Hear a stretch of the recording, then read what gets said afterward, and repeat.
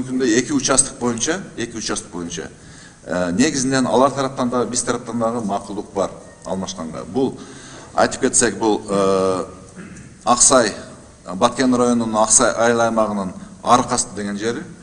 Экинчиси Самаркандек айыл аймагынын Самаркандек деген участкасы бүгүнкү күндө алмашууга сүйлөшүлгөн. Ошо Тажикстан тараптан кирген чагымчылыкка жөрүлгөн инсандар, алар кылмыштуу топтун өкүлдөрүбү же катардагы эле Тажикстан жарандарыбы? Бизде анык аты, фамилиясы, туулган жылы, жашаган жерлери бүт анык кишилердин. Ошон тактап койгола. Биздин билишибизче ал Тажикстандын карапайым граждандары эмес, ал атактуу кылмыштуу топтун өкүлдөрү, Афганистанда согушуп келген тала командирлери. Бул тараптан да эч мындай бир мыйзамдык деңгээлдеги маданиятты сактоо кандай эки өлкөнүн ортосунда?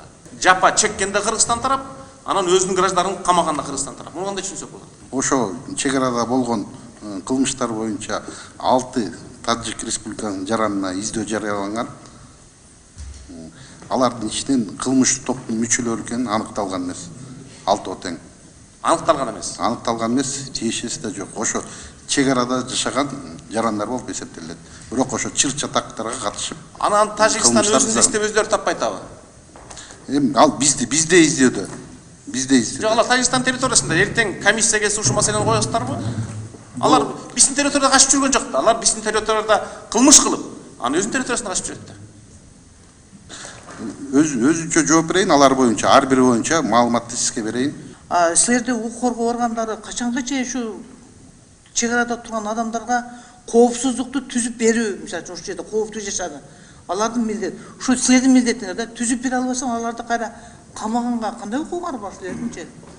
Көпчүлүк элдин баарысын үгүттөп, жол тосуп, укук коргоондар эмес, погран чек-ара кызматкерлерине таш кытып башаламандык жаратып атат. Ошого аргасыз ушундай.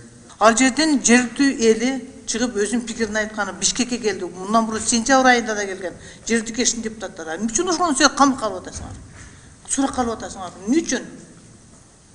Адам биздин конституцияда жакшынакай жазылган, международный пактта жазылган. Адам эркин өзүнүн ой пикирин айтууга укугу бар. Эмне үчүн аларды силер камакка аласыңар? Кайда наоборот элди күчөтүп атасыңар мындай кылгандачы. Ошон наразы болуп атат. Элдерди коркутуу, үркүтүүдөн алыс болушуңар керек.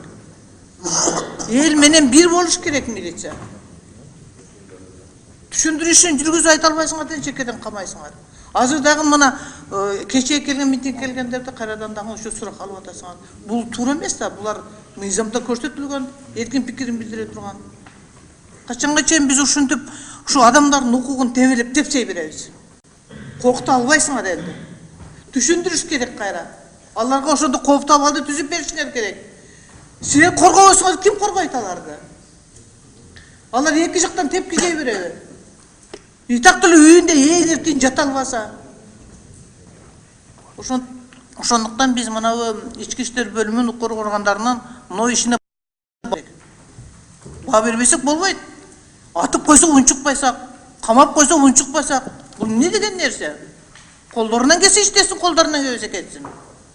Элдерди мындайча кылып неме калкан туруп эмес бул.